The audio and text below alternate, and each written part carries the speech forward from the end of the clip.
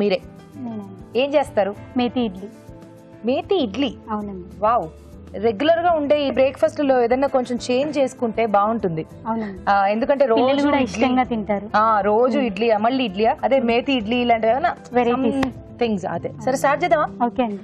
Okay, so మరి మేతి ఇడ్లీ తయారు చేసుకోవడానికి కావాల్సిన పదార్థాలు ఏంటో చూసేద్దాం. మేతి ఇడ్లీ తయారు చేసుకోవడానికి కావాల్సిన పదార్థాలు: మెంతి కూర 1/2 కప్పు, ఇడ్లీ పిండి 1 కప్పు, పచ్చిమిరపకాయలు 2, జీడిపప్పు పొడి 1 టేబుల్ స్పూన్, బాదాం పొడి 1 టేబుల్ స్పూన్, నూనె 2 టేబుల్ స్పూన్లు, ఉప్పు తగినంత. సో మేతి ఇడ్లీ జనరలీ మెంతి కూర కొంచెం చేదుగా ఉంటుంది, కానీ చాలా కమ్మగా ఉంటుంది, చాలా టేస్టీగా ఉంటుంది. ఆ ఫ్లేవర్ తెలియాలని ఇడ్లీలో కలిపి చేస్తున్నారు. సూపర్ అండి. స్టార్ట్ చేద్దాం. ఓకే అండి, స్టార్ట్ చేద్దాం. సో కాస్త మెంతి కూర వేయించుకోవాలి కదా? ఫస్ట్ వేయించుకోవాలి. కొంచెం వేయించుకోవాలి. కొంచెం ఆయిల్, కొంచెం మెంతి కూర సన్నగా ఇలా కాడలు లేకుండా గిల్లుకొని ఉంచుకోవాలి. ఓకే, కాడలు లేకుండా ఓన్లీ ఆకులు.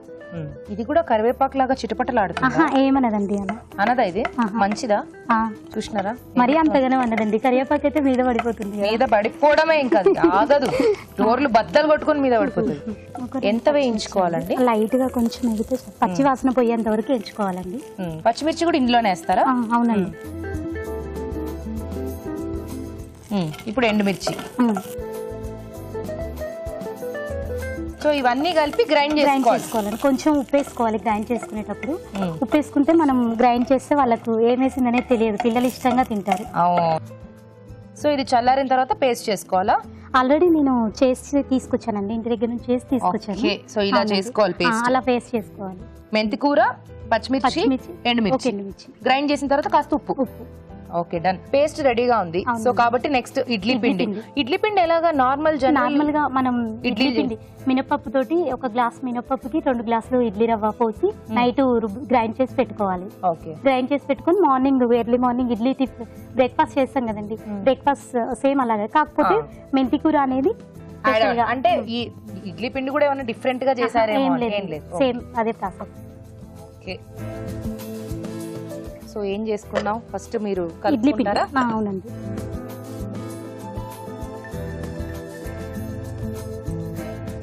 కొద్దిగా ఉప్పు అండి. ఓకే, పిండికి సరిపడా ఉప్పు.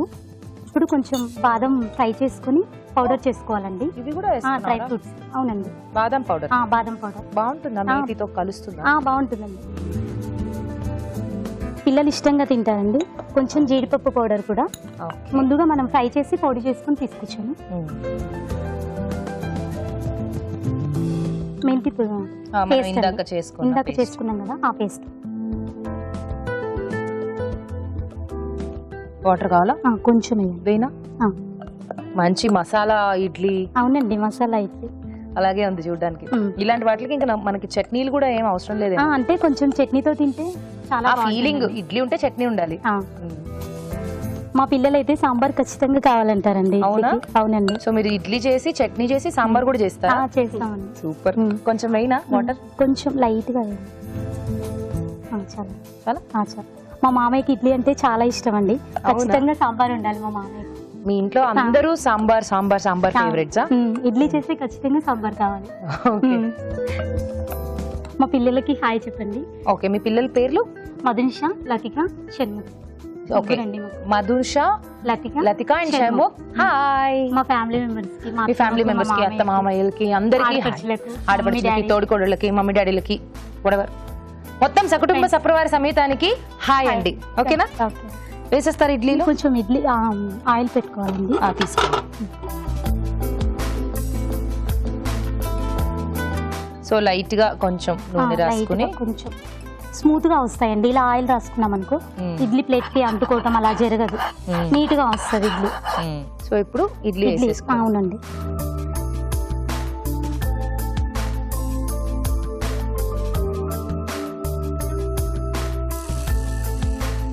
డ్రై ఫ్రూట్స్ అన్ని వేసుకున్నాం కదండి, బాగా టేస్టీగా ఉంటాయి, పిల్లలు ఇష్టంగా తింటారు.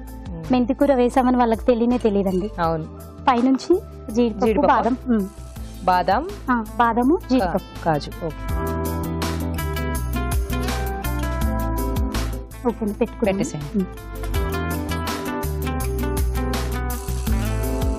ఓకేనా? ఓకే, ఇప్పుడు మూత పెట్టుకుందామండి. ఓకే. సో కాసేపు ఇడ్లీలు అవ్వాలి, అప్పటిదాకా మనం వెయిట్ చేద్దాం.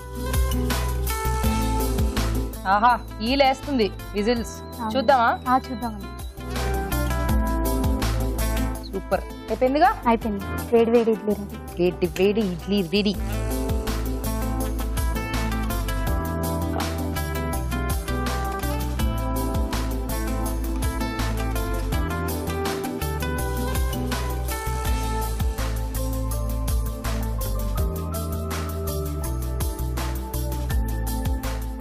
సూపర్, ప్లేట్ కూడా చాలా బాగుందండి. మీరే చేశారా? నేనే చేశానండి. ఏంటది, ఎండు కొబ్బరికి పెయింట్ చేశారా పైన? అవునండి. Super, very good idea. Tortoise లాగా పెట్టారా? వేడి వేడి మేతి ఇడ్లీ రెడీ అండి. సూపర్, వేడి వేడిగా మేతి ఇడ్లీ రెడీ అండి. టేస్ట్ చూడబోయే ముందు ఈ ఇడ్లీ తయారీ విధానం మరోసారి చూసేద్దాం. మేతి ఇడ్లీ తయారు చేసుకునే విధానం: ఒక పాన్ లో నూనె వేసి, మెంతికూర వేసి, తరిగిన పచ్చిమిరపకాయలు, ఎండుమిరపకాయలు వేసి వేయించాలి. ఇది కాస్త చల్లారాక దీనిలో ఉప్పు వేసి మిక్సీ పట్టి పేస్ట్ సిద్ధం చేసుకోవాలి. ఒక బౌల్లో ఇడ్లీ పిండి, ఉప్పు, బాదం పొడి, జీడిపప్పు పొడి, మేతి పేస్ట్ వేసి బాగా కలుపుకోవాలి. ఈ మిశ్రమాన్ని నూనె రాసిన ఇడ్లీ పాత్రలో ఉంచి పైనుండి వేయించిన జీడిపప్పు, బాదం పప్పు వేసి ఆవిరిపై ఉడకనివ్వాలి. అంతే, మేతి ఇడ్లీ రెడీ.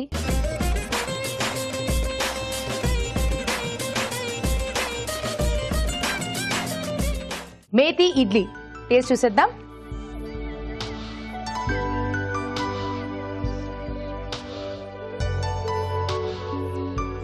బాగుందండి. చట్నీలో అద్దుకుంటే చాలా బాగుంది. అంటే మాకు ఒరిజినల్ ఇడ్లీ టేస్ట్ తెలియాలని చట్నీ అద్దుకోలేదు. మీరు ఇడ్లీ చేశారు కాబట్టి ఇడ్లీ టేస్ట్ ఇడ్లీ అన్నమాట. సో అది ఎలాగో ఇడ్లీ తిన్నప్పుడు కంపల్సరీ చట్నీ తింటాం కదా. ఆ మేతి ఫ్లేవర్ అంతా కూడా తెలుస్తోంది. బాగుంది. ఎలా ఉంది రాజు గారు? బాగుంది. ఇడ్లీలలో ఇంకొక కొత్త వెరైటీ. కొత్త వెరైటీ. సో మనం కూడా చాలా రకాలు చూపించాం. అవును. సో దాంట్లో వీళ్ళు కూడా అంటే చూసి దాన్ని ఇంప్రూవ్ చేసుకుంటున్నారు. దీని ద్వారా రుజువు అయింది అనమాట. పౌడర్స్ అవి కూడా డ్రై ఫ్రూట్ పౌడర్స్ కూడా వేశారు. అది కూడా మంచి టేస్ట్. సో పిల్లలకి అంటే పిల్లలకి కొంచెం ఇష్టంగా ఉంటుంది కదా, తింటారు కదా. సో అంటే కుకింగ్ మెథడ్ అనేది మెయిన్ గా ఇడ్లీలో, అందుకే మనకు హాస్పిటల్స్ లో కూడా పేషెంట్స్ కి పెట్టడానికి ఇదే ఎక్కువ ప్రిఫర్ చేస్తారు. ఎందుకంటే ఆ మెథడ్ ఆఫ్ కుకింగ్, సో దాంట్లో ఆవిరి మీద ఉడికిస్తారు కాబట్టి ఫ్రైడ్ కాకుండా మంచిదన్నమాట. సో దాంట్లోనే వీళ్ళ డ్రై ఫ్రూట్స్ పౌడర్స్ కూడా యాడ్ చేస్తారు కదా, కొంచెం హెల్దీగా చేశారు. చాలా నైస్ అండి, బాగుంది.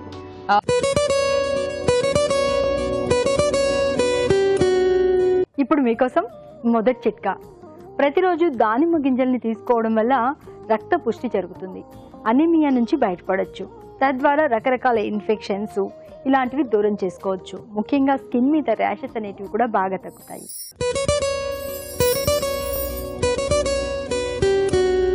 ఇప్పుడు మీకోసం ఇంకో చిట్కా. మామూలుగా మనం హోటల్స్కి, రెస్టారెంట్స్కి వెళ్ళినప్పుడు భోంచేసిన తర్వాత సోంపు పెడుతూ ఉంటారు. సోంపు తినడం వల్ల బ్రీత్ ఫ్రెష్గా ఉంటుంది, శ్వాస ఫ్రెష్గా ఉంటుంది, మౌత్ అంతా కూడా మంచి ఫ్రెష్ వాసన వస్తూ ఉంటుంది అని అనుకుంటారు కదా. దాంతోపాటు తిన్న ఆహారం బాగా జీర్ణం అవడానికి, అలాగే అజీర్తి, గ్యాస్ ట్రబుల్ లాంటి సమస్యలు తగ్గడానికి కూడా సోంపు బాగా ఉపయోగపడుతుంది. అందుకే భోంచేసిన తర్వాత కొద్దిగా సోంపు తీసుకోవడం మంచిది.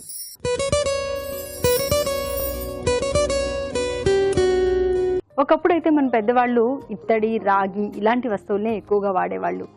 అలాగే నీళ్లు కూడా ఇత్తడి బిందెల్లోనూ, రాగి బిందెల్లోనూ స్టోర్ చేసుకుని వాటిని తాగేవాళ్ళు. కానీ ఇప్పుడు మనము అంతా ప్లాస్టిక్ మయమైపోయింది కాబట్టి రాగి గురించి అసలు తెలుసుకోవడమే లేదు. కానీ ఈ మధ్య కాలంలో మళ్ళీ చాలామంది రాగి వస్తువులు వాడుతూనే ఉన్నారు.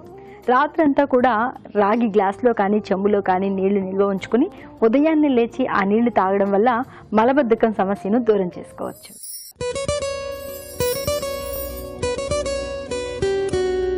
ఇప్పుడు మీకోసం ఇంకో చిట్కా. కొంతమంది ఏం తిన్నా బరువు పెరగట్లేదని బాధపడుతూ ఉంటారు. సన్నగా పీలగా ఉన్నామే, ఏం తినాలి, బరువు పెరగడానికి ఏం చేయాలి అని ఆలోచిస్తూ ఉంటారు. అలాంటి వారికి ఈ చిట్కా చక్కగా సరిపోతుంది. బాగా పండిన ఒక అరటిపండుని తీసుకుని అందులో కొద్దిగా పెరుగు, పంచదార వేసుకుని బాగా మిక్స్ చేసుకుని భోంచేసిన తర్వాత కనుక దాన్ని తినడాన్ని అలవాటు చేసుకున్నట్లయితే డెఫినెట్గా బరువు పెరుగుతారు.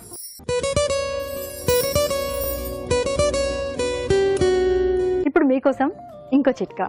మనం పెరట్లో రకరకాల చెట్లు అంటే రోజా చెట్లు కానివ్వండి, మనీ ప్లాంట్స్ కానివ్వండి, క్రోటన్ కానీ ఇలా రకరకాల మొక్కలు పెంచుకుంటూ ఉంటాం కదా.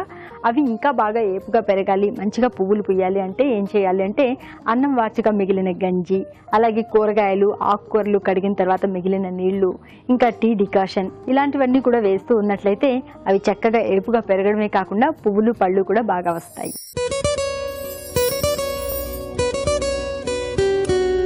ఇప్పుడు మీకోసం ఎంటీఆర్ మసాలా వారి చిట్కా.